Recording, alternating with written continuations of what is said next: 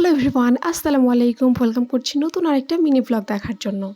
So সেদিন যে শপিংগুলো করেছিলাম সেগুলো এখানে মূলত কুরিয়ার করতে আসি।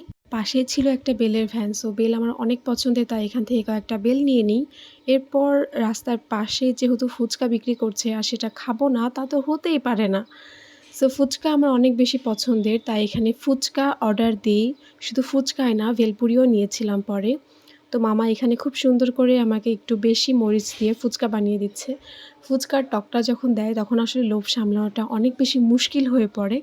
তো এই তো আমার ফুচকা চলে এসেছে।